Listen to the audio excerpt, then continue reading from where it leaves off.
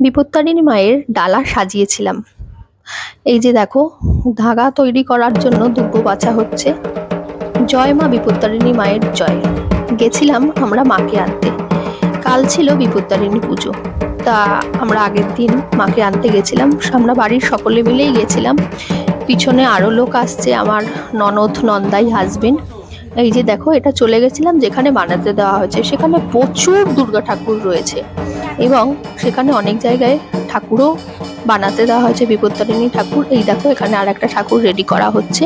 এইবারে এই যে ঠাকুরটা দেখতে পাচ্ছ, এইটা হলো আমাদের বাড়ির ঠাকুর। এছাড়াও আরো অনেক ঠাকুর রয়েছে। দেখো কত সুন্দর সব ঠাকুরগুলো রয়েছে সাজানো পরপর। এই যে দেখো, এটা আর একটা বাড়ির ঠাকুর, বিপত্তারিণী ঠাকুর। মায়ের মুখখানা এত সুন্দর, দারুণ দেখতে, দারুণ। এবার আমরা চলে আসলাম মাকে বাড়িতে নিয়ে। এই যে গাড়িতে করে আমরা মাকে বাড়িতে নিয়ে চলে আসলাম। এবার মাকে বরণ করে বাড়িতে ঢোকানো হবে। আমার যা বরণ করে নিচ্ছে। প্রত্যেক বছরের ন্যায় এই বছরও আমরা এই যে মূর্তি দিয়ে পুজো করা হচ্ছে। এবার এই মূর্তি দিয়ে আমাদের 3 বছর পালন করা হচ্ছে। এটি ছিল 3য় বছর। তো এই যে মাকে বরণ করছে আমার যা, বরণ করে নিয়ে মা বাড়িতে প্রবেশ করবে। এটা ছিল আগের দিনের ব্লগ।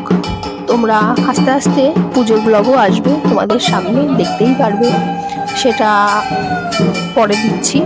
এই যে মা বাড়িতে প্রবেশ করছে। আমার মাসি শাশুড়ির বাড়িতেই এই বিপত্তারিণী পুজো হয়ে থাকে। আমি বিয়ের পর থেকেই এই পুজোটা করে থাকি। এই প্রচণ্ড আনন্দ হয়, সকলেই এই পুজোতে অংশগ্রহণ করে, সবাই থাকে। এমনিতেই তো আমাদের বাড়ির এত বড় ফ্যামিলি, সবাই আমরা প্রচণ্ড মজা করে কাটাই। এই যে মা দেখো নিজের জায়গায় বসে পড়েছে। এই যে সবাই আনন্দ করছে। চলে আসছি পরে।